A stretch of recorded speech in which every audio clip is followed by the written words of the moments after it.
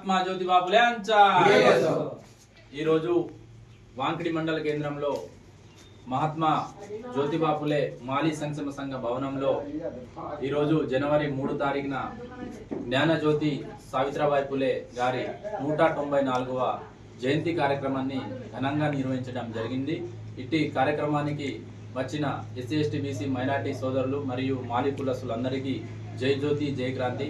అదేవిధంగా మహాత్మా సావిత్రిబాయి ఫులే ఆనాటి కాలంలో భారతీయ ఉపాధ్యాయుల వృత్తిని స్వీకరించిన తొలి భారతీయ మహిళగా రాష్ట్ర ప్రభుత్వం గుర్తించి మరియు ఈరోజు అన్ని పాఠశాలల్లో మరియు ప్రభుత్వ ఆఫీసులలో కార్యాలయంలో అధికారికంగా నిర్వహించాలని జీవో తీసుకొచ్చింది. కాబట్టి వాంకిడి మండల మాలీ సంక్షేమ సంఘం వాంకిడి మండల కమిటీ తరఫున రాష్ట్ర ప్రభుత్వానికి మేము ధన్యవాదాలు తెలుపుతున్నాం.